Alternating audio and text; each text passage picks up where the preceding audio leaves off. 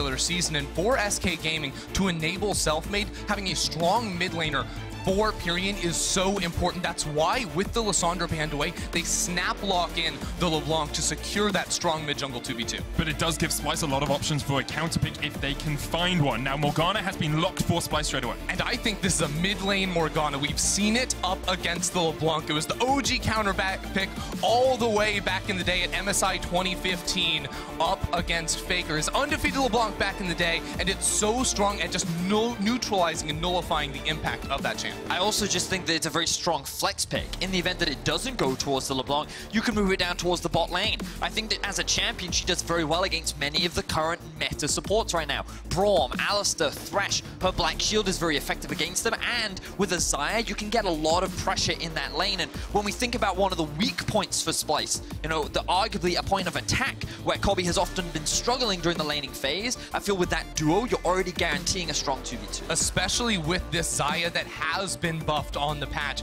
At max rank under W, getting 20% extra attack speed, this champion priority is rising highly here, and you still have the option to pair it with something like the Rakan if you are lacking engage. Well, there you are, you called it, and the Morgana is going to be in the mid lane. Unless we see some crazy flex up towards the top side of the map, this will be a Xayah Rakan down towards the bot lane, Morgana in the mid lane, and what we see from this engage is that Splyce, they already have solid engage. They have a pretty strong laning phase with the Xayah Rakan. They also have a decent mid game, and it's definitely gearing towards that team fight style. Gearing towards the team fight and just putting all the eggs here in the Kobbe basket because you have protection with the Rakan as well as the Morgana in the mid lane. Kobbe should and will be the focal point of this Splyce composition come those team fights. Now, I want to talk about some of the flexibility actually coming out here from SK. With the Jarvan pick, that could of course go towards the jungle, but could also be a top laner, and we're starting to see some top laners get banned out in the form of the cannon here from Splyce. Interesting that Splyce would choose to ban that one away.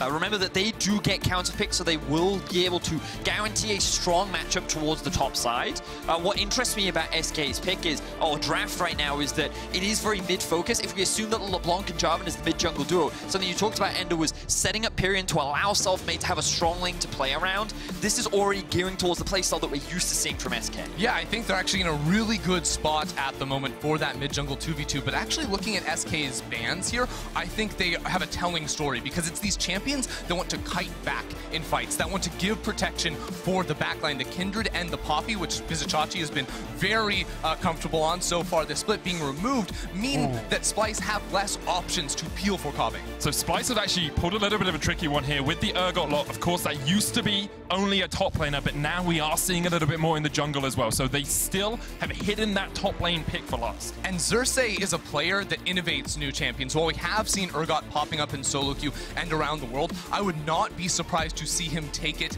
in the jungle. We all saw Cajal play that champion a few weeks ago, but some key buffs to it have made it significantly improved in the jungle role and just all across the board. Its win rate went up 7% in solo queue, which is just absurd.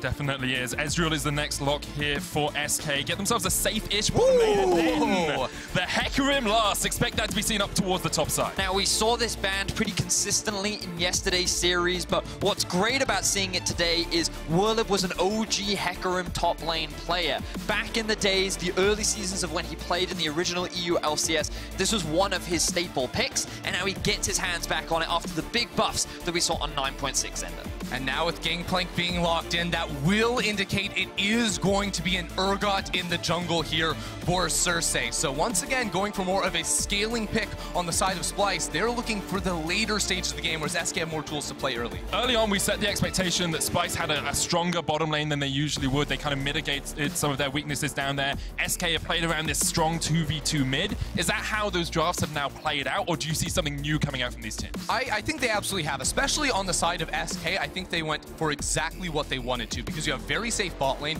with the Ezreal, which Crownshot is comfortable on, and the Braum. And what that means is Selfmade can sort of ignore this bottom lane, play entirely around Pirean in the mid lane, which against Morgana may be hard to get kills, but use that to unlock Pirean to roam up towards this top lane and really punish the Gangplank. Gangplank can be shut down so hard by strong early game junglers. Yeah, what I'm really surprised about is this Gangplank pick. This does suggest to me that they may even leave topside, just leave him alone to farm and actually invest more resources into the bot. Exactly that. Just invest all their resources into the bot side of the map, use the Gangplank ultimate to potentially set up a dive, use that ultimate to also mitigate some of the split push power that hecarim will have as the game progresses. And he does contribute a fair amount in terms of the team fights that we're expected to see later on. But in terms of early game presence, until level 6, I don't think Splyce have many tools to really create opportunities, especially against an Ezreal or Braum. And I think SK, they've drafted very safely and smartly. It's difficult to dive this Braum lane. They have a lot of mobility with the Morgana, and I think that with the scaling hecarim pick,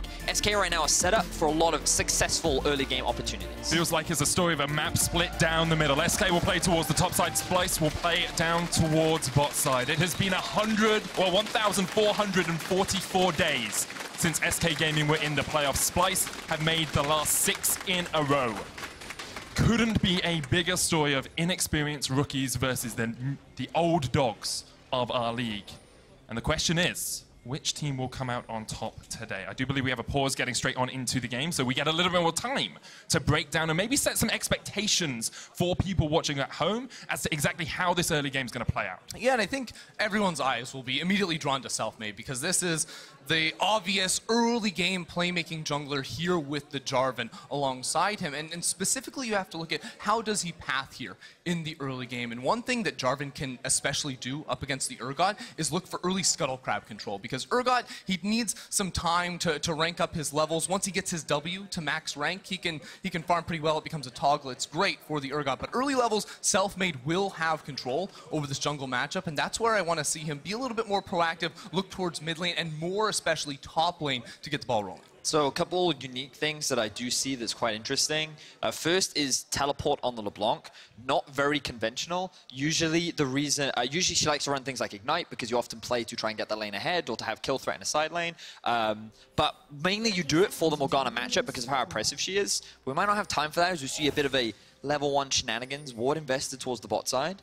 Crownshot was in the right position to spot it out, and of course very safe on the Ezreal early on. Has taken the Mystic shot, so if someone does get caught, it wouldn't be the easiest escape for them, but Splyce just forced back early on here by SK. But the other interesting thing that I noticed is actually press the attack on Urgot. Now, normally we see the Conqueror, and very common that we've seen from many solo queue players that like to run that. It's very easy to stack on the Urgot, especially with the changes made to his W. I'm curious as to what you think about the press the attack. Yeah, so I'm of the opinion that I prefer the Conqueror a little bit more, especially because when you look at Urgot, you think more of a scaling champion, so the true damage later on in the game is going to be much more appreciated. But what Urgot can do is stack the press the attack very quickly with his W, which, as we said before, is going to be your first max in the jungle. It's a little bit different than the top lane Urgot we were used to seeing a few patches ago, because now with 5 points in the W, the rapid fire auto attacks coming through becomes a toggle. So there's actually no cooldown on that spell, and that makes him very potent when it comes to dueling at level 9. Yeah, and you'll also notice that there is a glacial augment on the Morgana. That extra bit of utility really helps against someone as mobile as a LeBlanc. So for anyone that may be interested in this matchup, it's a cool keystone that you can run to help out. And when you see the glacial augment, because we've seen it a little bit, especially in solo queue a few months ago, you think, well, do you go for items like the Hextech GLP to get that extra slow field whenever you press it down? And I think that's actually a really good option for Humanoid in this game, because looking at the entire composition of Splyce, they do have some engage tools with the Rakan and maybe a Gangplank ult as well, but they're not super hard engage. And if they could get that extra slow from long range, that will give them more playmaking tools if they see an opening. Yep.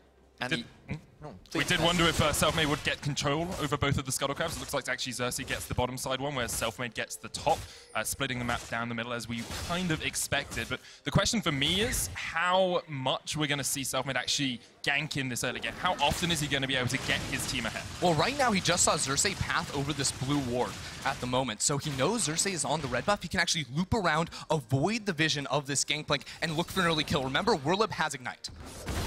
The fight here as Chachi lands the barrels, but Selfmade coming in from the side. Chachi still has the flash, doesn't use it yet. Slowed down with the red buff. Werlyb still on the chase, but no flash to chase, and Chachi can just walk away from the gank in the top lane. Now, hecarim had a point in his Q and his W, and because Vizicsacsi hit level 3 and Werlyb is still on level 2, he didn't actually have his charge, so wasn't able to add that extra CC to try and burn a summoner spell from Gangplank.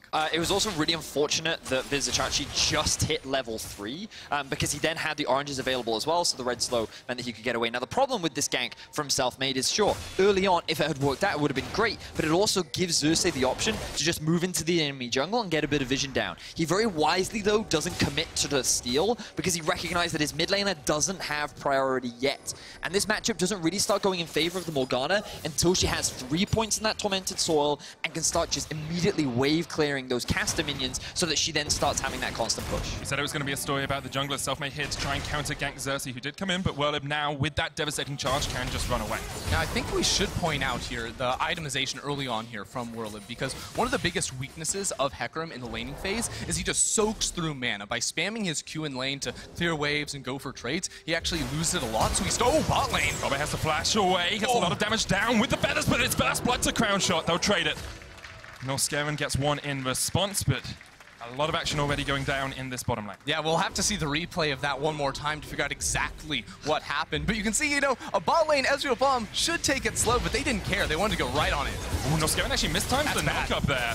Uses the battle dance to get away, but as you said, it's bad. He takes quite a bit of damage in response, levels up, and will heal it up pretty easy. So we're actually going to see a pretty uncharacteristic mistake from the duo of the Splyce bot lane, largely because there's a bit of a communication error. And the one thing that I really want to draw people's attention to when the replay comes up is actually what Norskeren is doing while Kobbe is trying to push in the wave. And something that we saw last week against the Fnatic G2 match was when Promiscu was trying to get vision in the tri-brush. What ended up happening was the Cassio perks would then try and push forward, and they didn't have pressure in the lane. So when we see, keep your eyes on what Norskeren is doing, he's moving up to try and get some vision on the tri-bush, and this actually gives a window for Crownshot to go in for a trade when Kobbe doesn't actually have that much mana. So he's immediately forced to back away because Crownshot and Dreams are in the better position to go for that trade, and they end up getting that first blood kill. Yeah, you can also see there how Kobbe thought in the 1v1 he had the damage advantage, but as soon as Braum has the ability to jump forward onto a Xayah that's basically melee range on the Ezreal, it's not going to be good news for Kobbe. A little bit difference in the support summoner spells as well. You have heal on the side of Braum and ignite on the side of the Rakan, so if you get the heal out earlier, you do just have that little bit more effective health. Now, a difference in support pathing after that early reset is that Dreams actually walked through this mid lane to drop down a control ward, which unfortunately Xerxe is going to be contesting, and with the W can quickly clear away. But that's something we see a lot from Dreams, maybe looking for these roams, looking to set up some vision, whereas Norskeren was more focused on just getting back to the bottom lane, because when you're the second support to reset, it becomes a lot harder to actually face check into the river when there could be a jungler and a support on the other side there. There's actually a lot of really cool item stuff that I wanted to quickly touch on as well. With the Morgana mid, what people may have noticed as well is that she's going for the double Dark Seal very early on. That's because her whole goal is not to win this matchup. It's just to wave clear, sustain, and just mitigate everything that LeBlanc tries to do, which is be a lane bully, look for those kills. And when she has this much sustain with the Corrupting Potion and Dark Seal combo, on top of the fact that she has a Black Shield, she has the Tormented Sword for wave clear, she's pretty much impossible to kill. And so even if Selfmade and Pirean try to invest all these resources into shutting her down, it's just very, very difficult. So you're now looking at a kind of limited number of options, and really, for SK, they only have the ability to gank towards topside, which is why Xerxe is spending so much time here trying to get this vision, clear up whatever he can, and give Vizicsacsi the freedom to leverage the often weaker early game that a hecarim has. Yeah, I think that Xerxe has been doing actually a really good job. I like that you bring that up, and now I look towards the side of Selfmade, and specifically the level 6 coming through for Werlyb, because now is when top lane is maybe a little bit more gankable. 100%, yeah. Chachi will always have the ability to use the orange and cleanse away from the fear that Werlyb can bring through. But if you actually just use the ult on hecarim to position yourself behind the Gangplank while you have your charge running, you can knock him back, and the CC removal really won't be effective if you just displace him. And the reason we bring so much attention to Selfmade and we talk so much about him even on the analyst desk is he has been the key catalyst for SK throughout this entire split. You can see he has high jungle proximity, he's near his team in the early game, he's participating in 82% of their kills before the 15-minute mark, and he's the guy that really puts SK in a very strong spot. Yeah, he often does. And one of the things I always praise him for is I think that his his ability to make ganks successful is very high. He often finds kills. The thing that I often criticize him for is I often question why he's ganking certain lanes, because it feels like that he just sees an opportunity and goes for it, rather than this is the best lane for me to invest time and resources into. And we had that whole joke at the beginning of the split where every game he would gank Werlyb, Werlyb would play Poppy or Sion. Yeah, it doesn't matter. He's determined to make those ganks happen. Which is surprising too, because in a game like this, like, wow, the Gangplank, that's a lane you actually really want to gank, but he hasn't quite been able to find his mark on the top side of the map. Now, bottom lane is maybe a potential option as well, because there's no flash on Kobbe. Remember, he lost that earlier. Both junglers are level 6 as well. You can see Xerxe sneaks into this bush, but there is a ward spotting him out. It looks like Selfmade's clearing out a ward of his own.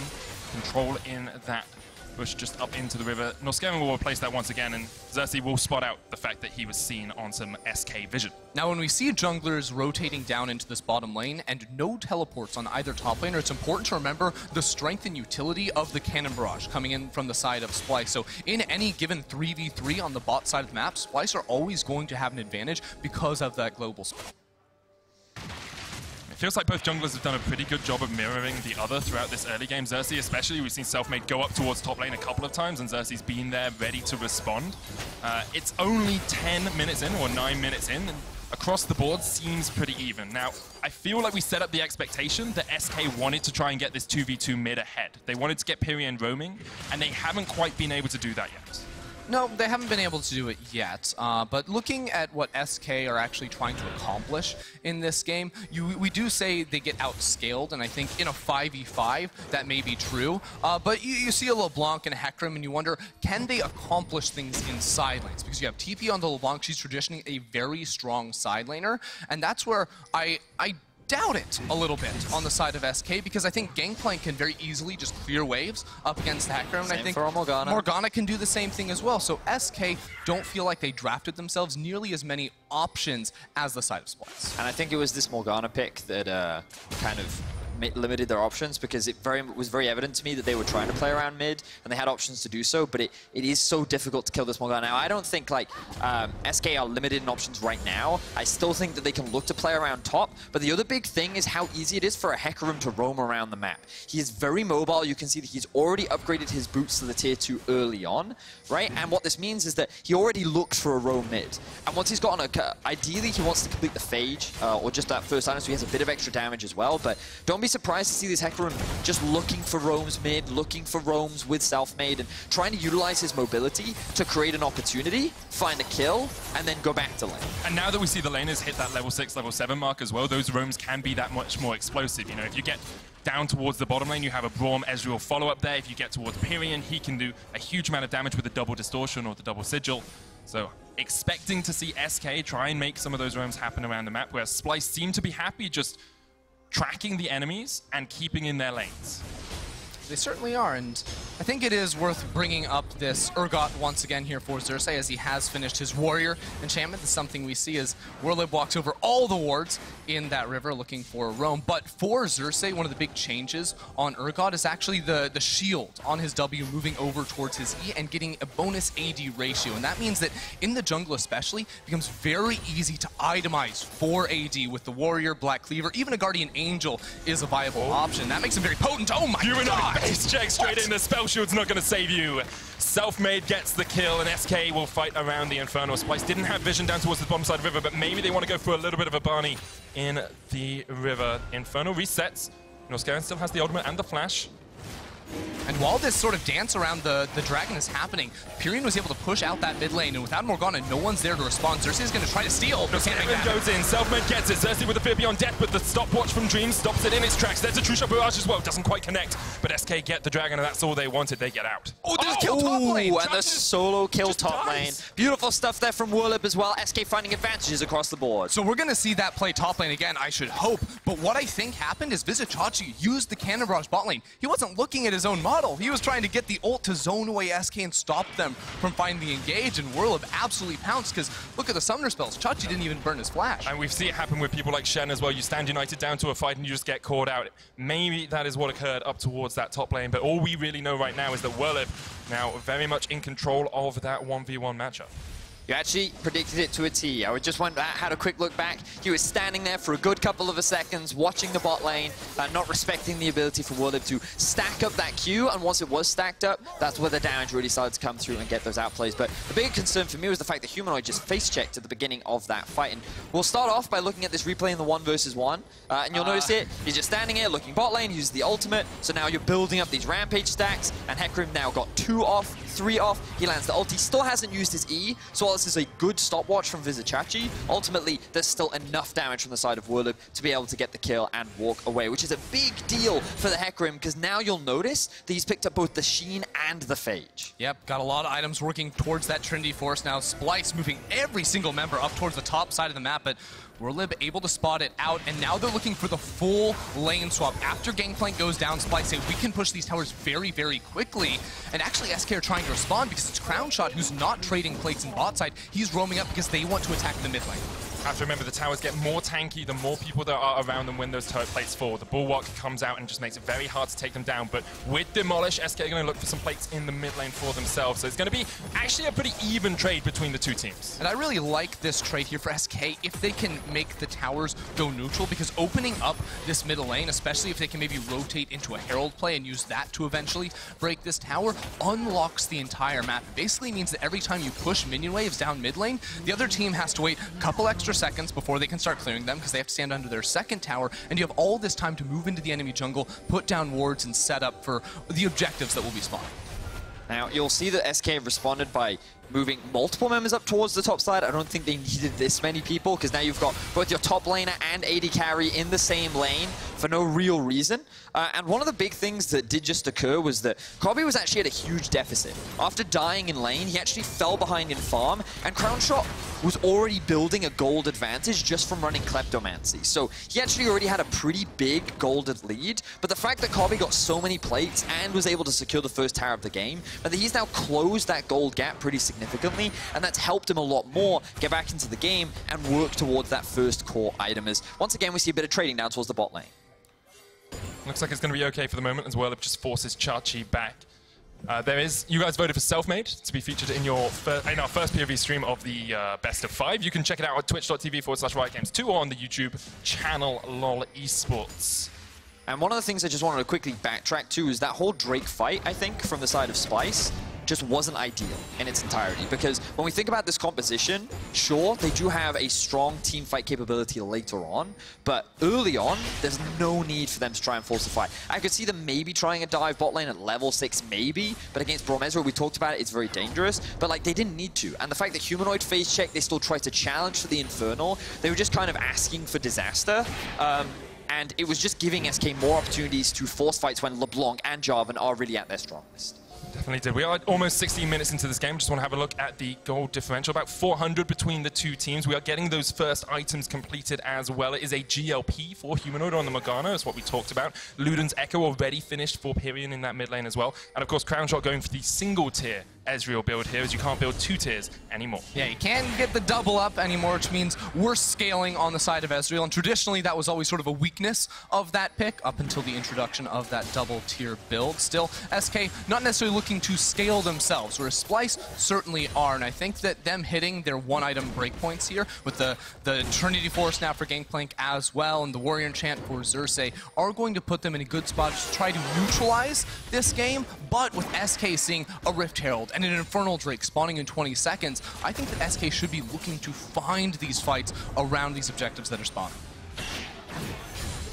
Right now, it feels like SK have quite a lot of power in the pocket of Pirean. Crownshot at 2 items as well can be very deadly on the Ezreal. Also, you've got Werlyb, who's very hard to deal with in the side lane. Splyce trying to react, trying to respond with some vision of their own, but it looks like SK might be taking the fight here. Dreams face check straight into Humanoid. The binding gonna connect. Puts down the Unbreakable. Here comes Norskeren from the side with the charm, but Werlyb's on his way up. Humanoid already killed Dreams, but Norskeren falls as well. Werlyb gets onto the back line, and Humanoid with a great Soul Shackles will catch him out. Stuns him up. Humanoid has to flash the wall, and now SK. Oh, a superb blade call. Oh, Xayah! And Xayah jumps in with a parlay. Xerxe there on the front line. Xerxe there on the front line as well, and Splyce have forced SK back into their own jungle. Splyce had the item breakpoints, and they found the perfect fight. Playing off of CC and stuns onto one member, they were able to fight front to back, take it slow, and ultimately come out on top. Still, it is Selfmade with a flash up, with a smite up, and looking to steal. Xerxe has the level advantage, and he will get the dragon. Selfmade flashes out of the back, and Splyce equalized that dragon score, 1 Infernal to 1. He also used the spear there to try and combo down with a smite, which meant he didn't have the EQ combo to escape from the pit, and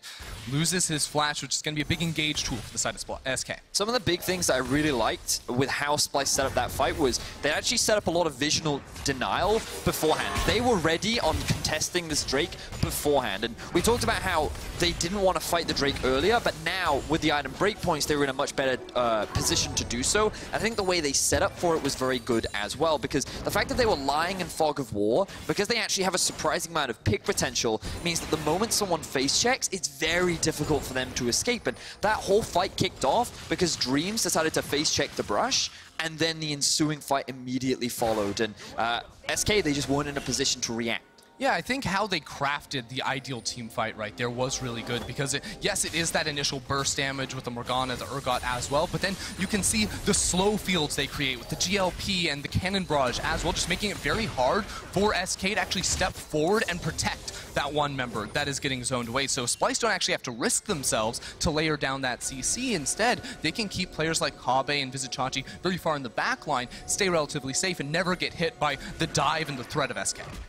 Now it looks like once again SK trying to set up some vision control at least around one of these objectives, but Norskeren always has that engage potential. We've seen Rakan's jump from almost across the map just to get onto that backline, and you can see how much respect SK are giving towards Splyce right now. Now something I need to quickly bring up is the itemization for Crownshot. He has a lost chapter in his inventory, which was traditionally to funnel into that next tier, to get the CDR and get towards stacking. Now, oh my god, wait a second. Just melted underneath the tower. Werlyb gets the 1v1. 2 tower shots, one more would be enough, but it doesn't even connect. Werlyb with a pure 1v1 outplay in the bottom lane. Werlyb demonstrating how strong this hecarim can be as the game progresses. The longer you get, once you've got that Trinity Force completed, you are such a strong duelist, and this is why I had some question marks around the Gangplank pick. Can you hold the Gangplank in the side lane? And right now, Werlyb is proving that Vizicsacsi can. Here we go! He's going to force the 4v4. The charm comes out. They root up one. It's Dreams. Crownshot jumps across the wall. Over here comes Pirean. Baby on death will knock him back as Xerxe locks him up. Crownshot down to Kobbe. Pops the feathers and manages to survive. Eventually dunked down by Selfmade. Norskeren now across the wall. Will be forced away as well, but Splyce come out on top in the fight. Kobbe went full beast mode in that team fight, getting the first kill, flashing over the fight, singling out Crownshot, and almost surviving. Splyce clean up house, get the tower, and have complete control of this top side of the map. And it was such a big fight as well because Werlyb didn't have his teleport to join in, which means that Splyce knew they could guarantee the 4v4 where they felt stronger. You can see Crownshot here, he gets caught out. The binding gets absorbed by Dreams. Good support there, keeping his AD carry alive, but Kobbe was like, no, we're not having any of this. Flashes into the backline, shuts down the AD carry immediately, and then with the fight split up, there's little that SK can do to turn it around in their favor. That was the most important part. Splyce singling out those two members and immediately punishing them. While Selfmade was trying to take the Herald, SK didn't have the grouping needed to try and fight back against that comp, and that's why you can see Kobbe flashing into the backlines, because that usually should never happen. And when we think about win conditions now, we think about how are both these teams looking to try and win these games. Splyce will want to try and create more of those scenarios. They want to have these kind of 4v4 situations, maybe even 5v5s, because they know and they feel not only confident in their team fighting, but their composition is better designed to work in those environments. Whereas SK, the question comes, even if Splyce want to force the 5v5s, maybe they can actually come out on top, considering how strong Werlyb actually is on this hecarim, and he's no slouch at the fights either. Crownshot gets the slow onto Chachi there, but he'll use the powder keg to get some movement speed and away. You can see Splyce actually just being that little bit more aggressive, stepping up a little bit further than they would have done a couple of minutes ago, and with about a 2,000, 1,500 gold lead, they're in actually a very good spot. SK aren't out of it yet, but Werlyb might be caught out. Xerxe just waiting until Werlyb goes in, can use that devastating charge to get away, dodging around as much as he can, goes in onto Chachi. Xerxe will knock him back with a disdain, and the Baby on death just pulls him in. It's a very delicious pony. Very good bait there from Vizicsacsi walking forward. And Werlyb, I think we could sense that he knew something was going wrong there, but Xerxe waiting in the wings, able to find that kill, and all of a sudden, this side lane win condition for SK is being shut down. Yes, he has found 2 solo kills up against Vizicsacsi, but the question is, can he actually get turrets in side lanes? Because if he can't, SK have to play a team fight game, and the way that has been going so far this game, they've found mixed results. Definitely have Splyce been able just to wait out the pressure that comes from Werlyb and get Kobbe onto this 2-item spike. You've got Xayah now sitting at 2 items as well. Twin Shadows out from Humanoid to provide even more zone control, even more chase potential in these team fights. And that's, I feel, really the story of Splyce's team fights. Their zone control is so powerful. You have Norskeren diving on the backline. You've got Humanoid with the ability to catch someone out. And now there's no hecarim with them at the moment. SK are trying to walk into the river, but they don't have the front line. It's only a cloud drake. They almost take down Norskeren straight away. They do get him the Vivian that's been used here as well. Dreams will fall as well, but a great true shot barrage. Xerxe running away. There's the teleport. Onslaught of Shadows is available for Werlyb if they want to go for the chase.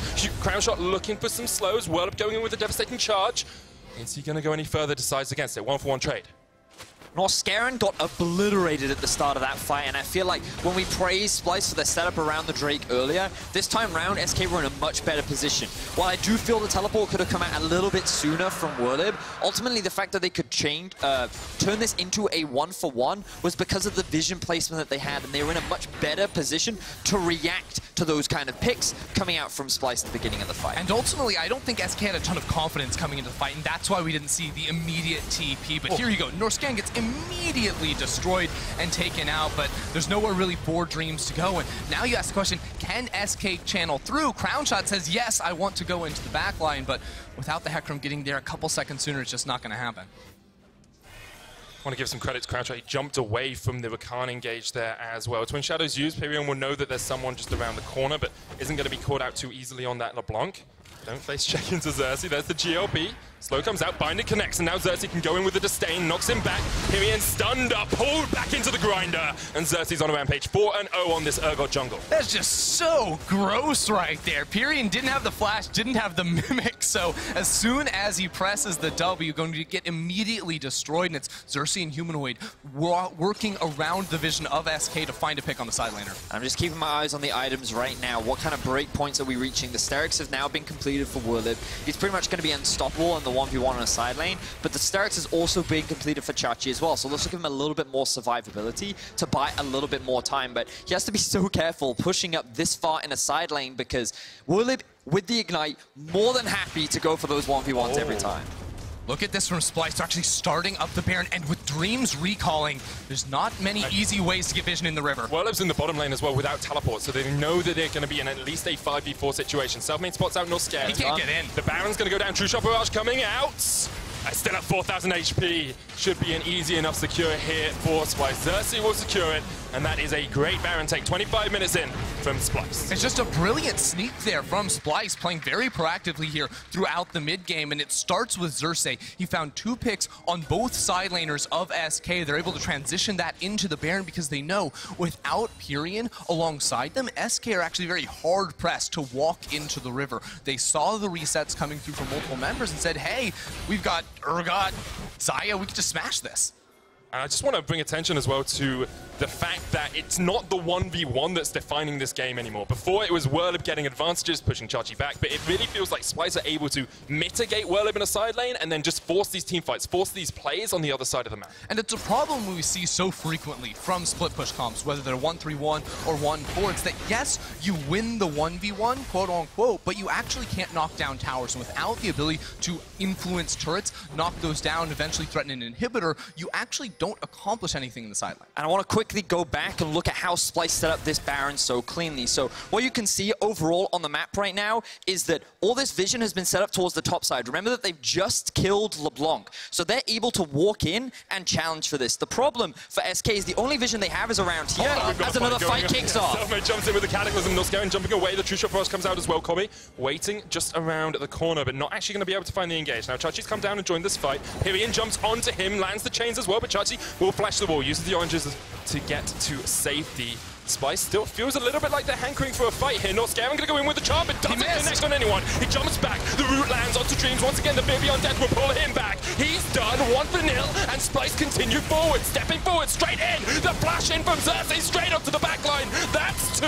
Splyce looking for a little bit more as they get the GOP, but Werlyb has to use the ult defensively, and Splyce are just breaking down the structures of SK. Splyce were able to completely split up SK in that fight. It's a beautiful engage in the mid lane. I don't even know why SK are there, but Splyce see the opportunity, playing for the fight, and they get the inhib. SK don't have the defense to hold on to the line. Splyce have all 5 members. They have a cannon minion as well. They could look to end the game right now. Got the Baron buff there. Selfmade just pulling the minions away, trying to delay all of this from Splyce. It looks like Splyce will accept that they cannot get it yet, but 27 minutes in the game, they are 7,000 gold ahead. They have broken through this inhibitor line, and they did not wait for the late game. They didn't wait for scaling. They just waited out a little bit of early game pressure, and then they exploded onto SK. So the crucial thing here is that the fight actually starts a little bit earlier, where SK tried to force a fight onto Splyce. They had really good vision around the top side of this map, and they thought they could get a pick onto Norskeren. This then forced them into a grouped up situation where Splyce could then convert it into a team fight. And while Norskeren misses the initial ultimate, in this Anywhere replay, what you saw was Splyce were able to force the 5v5 and just run it through SK. And the question now becomes for SK, how do you deal with this? You have super minions pushing in mid, your team fight just isn't as strong as Splyce, who can just push you around the map, and Splyce continue to find advantages, especially through Xerxe, who has been all over the map this game.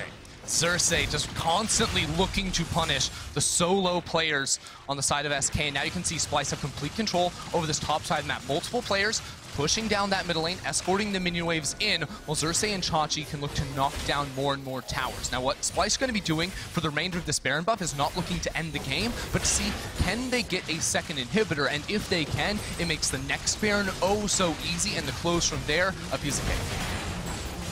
They will break the tower in the top lane, continue just to eke out that advantage. 7 turrets to 3 for them now. There is an Ocean Drake if they want to get that as well, but don't really need that one right now. Selfmade was jumped on by Norskeren, but dodged away from the ground entrance, and Norskeren will just dance his way around. Let's have a quick look at itemization here. You can see Infinity Edge finished on towards Kobbe. He's at 3 items. Crownshot, instead of going for the Hextech Gunblade, decided on the Luden's Echo, 3rd item on Ezreal. So what this will bring for Crownshot is 40% CDR, which is very, very valuable on the Ezreal. I'll be honest, it's not something I've seen a lot of going for the Ludens after the changes. I've seen a lot of people actually going back towards the Blade of the Ruined King, or if they want to be more AP focused, the Gunblade. But what this will mean for Crownshot is I think for the rest of his build, he should be looking for more magic damage, maybe the Gunblade down the road, to give him more tools. It'll give him a lot of sustain off of his W and his E, as well as the rest of his attacks. But ultimately, it's going to be very hard now for SK to come back. I think they have to wait for more items here on the side of Ezreal and find the perfect fight, because going front to back is really difficult against Splyce. I think the easiest way for SK to come back now is find a successful fight around the Baron. It spawns in about a minute's time, and Splyce are doing what they can to starve the vision out away from SK. You can see really good use of the sweepers to just push SK further and further back. Right now they can see little to nothing on the map. What does surprise me is how SK are Splyce rather investing so much towards the bot side of the map rather than the top side, because you would expect Baron to be the next big play, but Splyce are determined, like, you know what, we want to control the bottom side of the jungle right now instead. Yeah, maybe just giving a little bit of protection here for Vizicsacsi, because in the event that SK don't think they can contest around the Baron, the play is go punish the side laner. But I do think they should look to rotate those control wards up. Pirean looks for a little bit of poke here, but you can see so many control wards in the inventory of Splyce. Even though they've invested a lot bot side now, they can replace those and control the Baron, which is coming up awfully soon. There's absolutely no vision in the inventory of SK right now. All the sweepers will be coming off cooldown relatively soon, but Splyce controlling the vision game extremely well. And you know, you just spoke about it, SK just invested what little vision they have towards the bot side of the map, and now Morgana's rotated top, she's pushed out the wave, and now there's nothing really that Splyce need to worry about towards the top side, because there is no vision here for SK, and this should be an easy setup for the next Baron for Splyce. Yeah, SK just got totally baited. They have nothing in the inventory, hardly, and now Splyce move immediately towards the Baron. The True Shot Barrage came out, so SK do know what is going on, and Selfmade will be looking for the proper fight. They have teleport on Werlyb. They should turn. They do turn straight onto him, but Selfmade flashes away. Pirean now coming in from the side. Featherstorm. This is huge. Look at the damage, and already Humanoid is dead. Werlyb coming in with the onslaught of shadows. They'll get two. It's a shutdown for Pirean. And now Xerxe caught out. Norskeren fighting Selfmade up towards the top side. Xerxe's going to fall as well. It's another shutdown for SK. They're going to take 4 for nothing as Splyce started the Baron, but met their demise. It's a miracle team fight for SK. Pirean goes in right at the start and burns the defense from Kobbe. He has nowhere to go from that point, and SK have found a way right back into this one. And huge question marks for me with regards to Splyce. There was no teleport from Vizicsacsi. SK, they were able to just walk through all of that vision and get the ideal team fight. Norskeren engaging onto the Jarvan, who just completely avoids it. It felt like that Splyce, they felt like that they had this Baron free and the SK wouldn't contest, and when they did, they didn't know how to answer. Yeah, it started with that big outplay from Selfmade, completely avoiding the engage, and from there, Splyce were just stuck inside of the pit. And I mean, the gold just about bang on even, and Infernal on either side. Now with the Gunblade finish from Crownshot, he got all the gold for that item. You start to see the hope here for SK Gaming. You certainly do. They're in a much better position now. The hecarim is still very strong. The Jarvan engage is there. AP Ezreal will definitely hurt, or rather the hybrid build. And with the Baron buff, they're now setting up the siege. And you can also see hecarim pushing out top, LeBlanc pushing out bot. Teleport is available for the LeBlanc should she need it. But now it is SK trying to gain vision control over Splyce's jungle. We did say Splyce could match in these 1-3-1s with some of their wave play, but obviously it's so much harder to clear when the enemy has the Baron buff. This tower in the mid lane should be short to fall. Double cannon wave pushing in, but maybe Splyce just going to group up as a 5 and look for the team fight. The tower goes down, still LeBlanc pushing in the bottom lane. Selfmade just waiting around the corner in the jungle here. Missed by the binding. Now, because Humanoid went for the Glacial Augment, Splyce actually have very good anti-siege. They can use the cooldowns of Twin Shadows and GLP to make the slow zone and to force SK to back away from towers whenever the waves come up, but without members around mid, it could be tough. Always have questions about where you assign your lanes here. Selfish just going in, Kobbe called out, but he uses the Featherstorm to survive for the moment. He's down to the True Shot barrage, and SK have somehow turned this around. Chachi jumped up by Werlyb on the backline. Xerxe trying to do what he can, almost takes out Pirean, but he'll escape. Norskeren low, Dreams low, but SK are the ones coming out on top. That's another kill for Werlyb. He gets a double, called out by Humanoid underneath the tower. Xerxe will knock him back, but the Sterak shield will keep him alive for the moment. Humanoid has to flash away, and still SK are the ones on the front foot. Without Kobbe, Splyce just don't have the damage. SK do not have much health on multiple members, but Pirean teleports back in. They have a minion wave, and the death timers are oh so long for the side of Splyce. Off a single call, SK could have turned this game straight on its head. They were back in their base, they were beaten and bruised, but somehow they've turned it around, and Splyce are now the ones defending their Nexus towers. It's all on Humanoid. He has to do it all here with 5 Xerxe seconds coming on in as well. 5 seconds on Kobbe, only a cannon wave there. Xerxe hits the Beer Beyond Death. They'll take down Dreams. They get a consolation prize, but for it, they lose so much. Splyce hold the line for now, but they lose so much of their base in exchange. SK get a huge advantage off the back of this Baron. This is where things all start off. Kobbe just trying to approach the wave, get some wave clear down, immediate engage from Selfmade. This guy doing what he's often known for, finding those plays. He lands it onto the crucial carry, and with him out of the way, it's simply a matter of cleanup for the side of SK. And Splyce had dedicated 2 members to try and clear away the wave in the bottom lane. They got pushed and pulled around, and that gave the opportunity for the engagement there on the side of SK. And you can see Xerxe doing his best to try and keep his team in this game, to pull away the minion wave, to chunk out the players on the side of SK. And now with both bases shattered, 2 inhibitors down on the side of Splyce. SK have their inhibitor respawn, but Splyce want to find the pick. Crownshot just teleported up towards the top lane here as well. Splyce know that they can try and make a fight here, but they're being collapsed on all 4 sides. Crownshot just melts Norskeren, but will he pay for it with his life? He will. That's him down, and now Selfmade's in the middle of 3 members of Splyce. Werlyb comes in, joins the party, pops the onslaught of shadow, gets the knockback. Here comes Pirean, diving Humanoid, perfect stopwatch just in time. Beer Beyond Death will take down 1, and Splyce now have 2. Selfmade almost caught out, he jumps across the wall, and Splyce in this game of inches come out on top. And now it's Splyce being the proactive team, looking to catch SK off guard as just immediately immediately following their reset. Notice how they don't sit in their base trying to wave clear, they just push out the waves, immediately head towards Baron. They know SK is going to the top side of the map, and so they just immediately force a fight. Great stuff from Splyce to get a couple kills and buy a little bit more time. And on the other side of things, you look at SK, and this is a team that will take every single fight that looks like a 50-50. They are so confident, they feel that they can outplay you on neutral standing. But if you look at how that fight actually happened, Dreams wasn't there at the start. Werlyb was trying to run in, and Crownshot, while he completely nuked Norskeren, traded his own life for the support, and that's what enabled Splyce to win when there was no threat on Kobbe into the backline. If they can replicate that, if Kobbe can survive the initial burst, they win the 5v5. Easy to forget with someone performing the way that Crownshot is, that he is still a rookie. The way that, like, Selfmade as well, still a rookie. Sometimes you get towards these playoff matches and maybe a little bit of a rush of blood to the head. You see you can catch out one, you think you can escape it, you pay for it with your life. We'll see if that trend continues throughout this game, but right now we are 100 gold apart, 37 minutes into the game. We have a Rabadon's complete on Pirean. We've almost got a full build Morgana in the mid lane as well for Splyce. It's at this point, the gold means very little. It's very much about execution when it comes to team fighting. And the one thing we've often said about Splyce is that when you get to this point in the game, they are very confident in their ability to fight. But SK, they're not afraid, and they will take those gambles. Now, the teleport is unavailable for Vizicsacsi. He's in the bot lane. Werlyb has his. Splyce have to respect the fact that they have no vision in the top side of their jungle, and Selfmade could be anywhere. We're holding our breath, just like the Splyce players are as they rotate across here. Dreams trying to get some vision behind the tower there. Will be cleared out with that. Oh, Xerxe!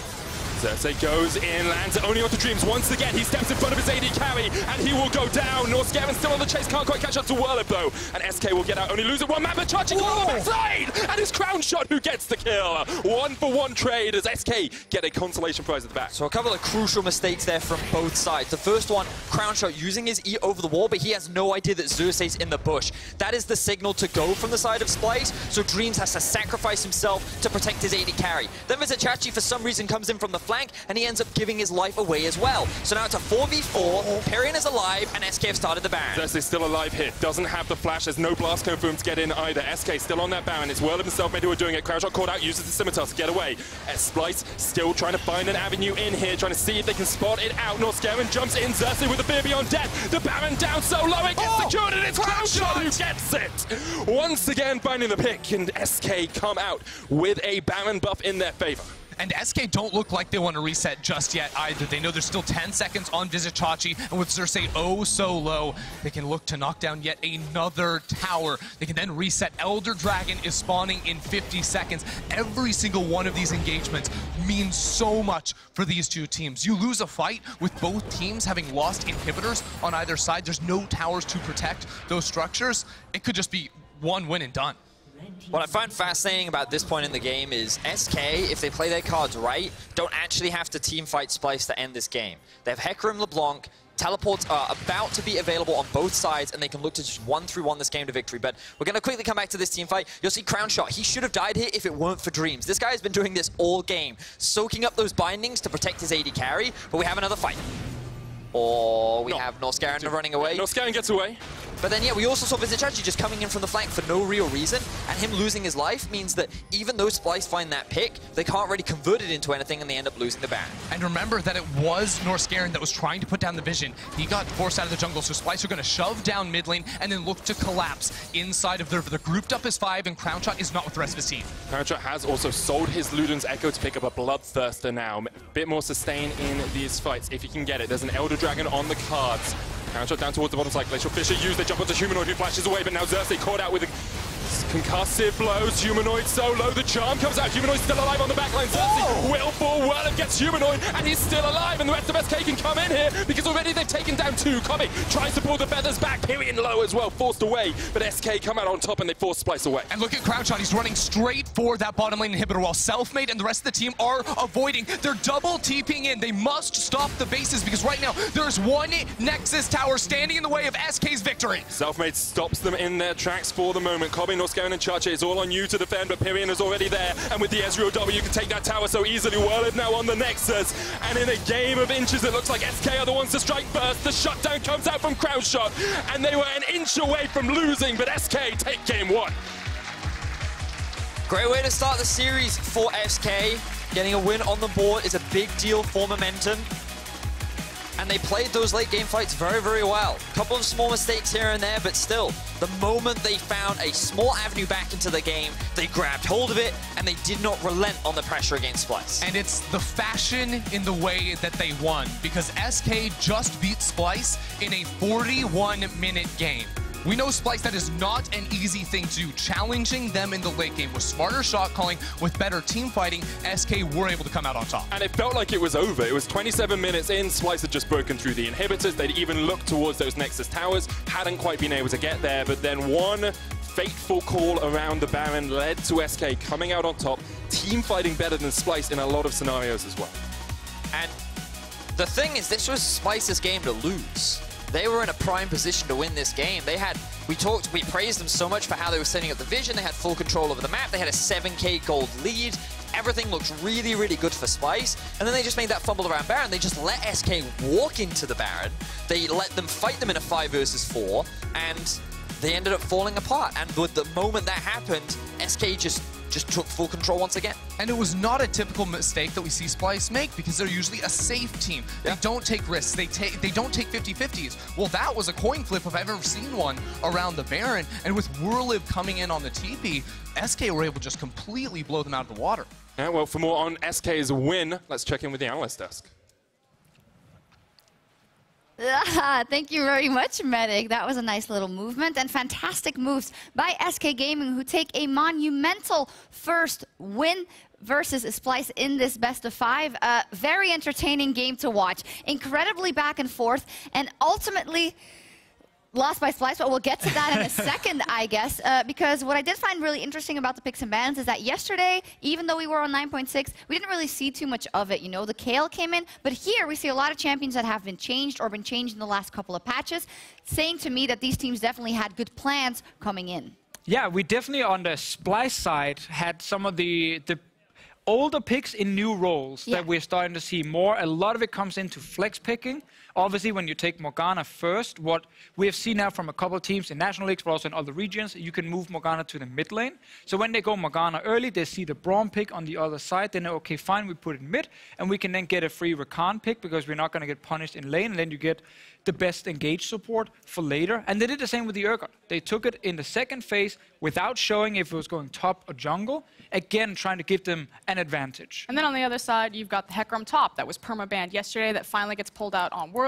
Made it count in the end, although it was a little bit dicey in that lane phase. But as you were saying, Deficio, it's this idea of a kite back composition or a comp that wants you to dive on it with the Morgana versus the heavy dive, Jarvan, Ezreal, LeBlanc, hecarim.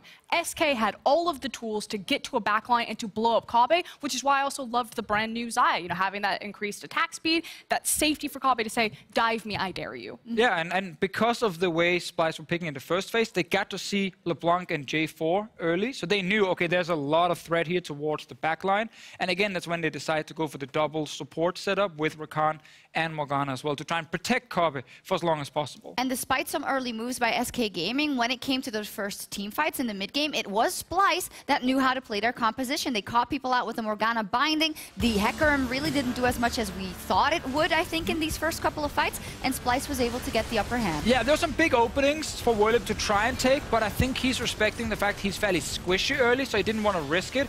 But I think it is important to kind of highlight again what Frost was saying with the dive comp from SK with Jarvan and hecarim. If you combine the two, it's hard to protect against. But instead, it is Splyce like getting these picks here. Morgana landing, bindings, and Crownshot obviously on an Ezreal should not be getting caught out, which is giving a big lead over to Splyce. Yeah, I know that Splyce didn't win the game, and ultimately that's going to hurt moving into the best of 5. But Kobbe had an incredible series. That guy played so well, and that replay just highlights some of the crazy plays that he was doing. And Crownshot also struggled early on, but did pick it up in the end of the game. So I love what we saw from both these ADCs. Yeah, I agree, and I think you highlighted there as well. I think from both teams we saw some players that immediately were comfortable in that first game and just played to their old strength, and some players who dropped the ball a couple of times, right? I think we haven't seen the peak performance of both these teams yet, but I think it's important to highlight that when it mattered the most, SK Gaming came out on top. So now, let's look at that Baron. Splyce is in control. Splyce took a very easy Baron beforehand. They think they can do it again. Where did they go wrong? Well, they don't actually get Selfmade here, and they invest so much, and they get out of position when trying to get him. Binding doesn't hit, you know, he flashes out of the Rakan ulti, and now, for the first time, Splyce actually split up, and the dive come from SK are able to find targets with hecarim diving in there, but also Crownshot, of course, being left completely untouched.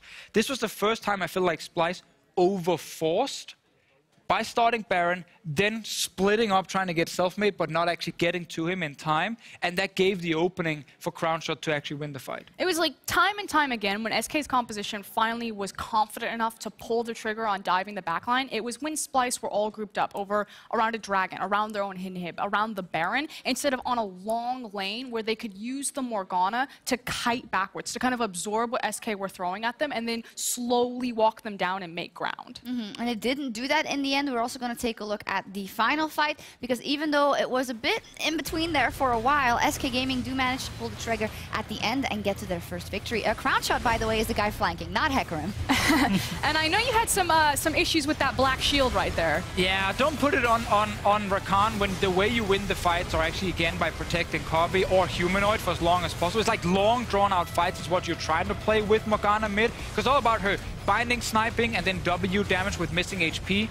But the fact you put it on Rakan actually means you're left without a lot of defenses. And again, SK, they punish that because we know and hecarim and Jarvan eventually will get there. And I also think at this point, they've started to get some tankiness, which actually makes it hard for this Xayah to kind of solo carry late game fights. And same thing with like GP not really ever getting into the game on the side of Vizicsacsi. I think he got an Infinity Edge maybe at like 42 minutes. And he never really got to deal a whole lot of damage, as we saw on the graph here as well. So it was a lot on just Xayah. But now she has to kill 2 tanks, and she didn't have enough protection without a black shield. And then you can't really get him down in time, and SK wins. It just kind of as like a hard reset on this game. What I found interesting is it played out to the idea that we expected that these were both team fighting oriented teams. It was going to be about team fights. And I know that there's like this reoccurring narrative of, you know, Splyce, the late game team every single time. But the thing is that when you end up with long average game times, it means that your execution must be consistent. You must be consistently executing in these team fights, and it can be very small things. Who you black shield, if you actually nail that dive potential. And we have faith that Splyce, as the more veteran or established roster, very young in 3 of their players, Humanoid, Xerxe, as well as Norskeren, but Humanoid and Xayah, but you were seeing that inconsistency, that misexecution. Xayah looking for a flank on the Gangplank without having any damage and instantly getting blown up. And that's what I want viewers to really hone in on as this series continues. Who is making the mistakes? Under the pressure of playoffs, if we're going to see repeated team fights, who is finding that consistent damage? Who is getting the CC? Who is sniping who? I think it's also important for viewers who's seeing Morgana mid now, again, to understand that the build that we're seeing from Humanoid, it doesn't scale very well. It is very focused, again, on the first 2 items where you have like Twin Shadows, slow effect with glacial augment. So like you're very much utility-based in that case. And then you have, again, % missing damage from your W if people are standing in it. But these very split-up fights, people are not standing in it. You're not getting a lot of damage from it. So once you hit this point late, with tanks as well in the front, it's not really about your mid laner anymore. And that's, again, the thing when you go too far into the game without Death Cap or Void Staff, Morgana really starts falling off. And we started seeing this as well after that Baron misplay by Splyce. I also think it's a great example of the fact that you can prepare all you want, but you do have to withstand all the elements once you get into that game, and maybe it goes longer than you had previously anticipated. Now, if you take a step back, everyone but QuickShot of the people who voted for Splyce. We were very confident in their ability to pull it off. How has your trust wavered, and how much further do you think SK can go in this series? I mean, personally, my prediction was 3-1 because I felt that the nature of these two teams coming down to team fights, it meant that there was a 50-50. But did you think that game was going to be number one? No, I will give you that. I did not think that Splyce would lose that game, but I thought someone will misplay a team fight around a Baron because it's team fight oriented, and that's how it would flip back, and that was what happened. But yes, I thought going in before that Baron that Splyce had this. So how much does it change the kind of, expectations we have for the series? The fact that, yes, some of us had expected one game to be dropped, but that it is the first one. That you have those rookies who now know, hey, we can do this 2 more times, no problem for us. I mean, I think it's very positive to see that SK in late game team fights are winning. Some of them like they did here, especially the most important ones towards the end. But I think if you are a big Splyce fan, no reason to panic yet, because you actually did look really good before that Baron fight. You were winning fights. We were kind of saying, wait, what's SK doing? They're very split up here. hecarim not diving in. So at that point, we were like, okay, Splyce, they got the game. But you obviously got to be able to finish it, or finish the Baron, before we can say you actually get the victory as well. And likewise, I think that there were a lot of holes in SK's early game. We always praise Selfmade, but his early game pathing really messed up Werlyb. That hecarim should not be losing that matchup like he was to GP early. It should be about constantly spamming your Q, constantly having the way forward, and constantly chipping away at GP. But because they lost jungle priority, he had to play so far back. He was in a CS deficit, and he gave a free lane to a GP who should be dove pretty much every single time. Yeah, well, when he was looking at Dragon, I was like, you should have been doing that the entire time. Yeah, so we do have, I think points of improvement for both teams. They weren't perfect. This is a 5-game series. And this is a 5-game series. This is literally what this game shows. Yes. We're going to go all the way to 5, I guarantee. I think so too. I think we will probably go to 5 games. I love how, there we go. Yes, how excited you are about that prospect. But 5 games or not, SK, they get the first one, and they're off to a great start. In their return to the playoffs, they look to secure another win 1 week.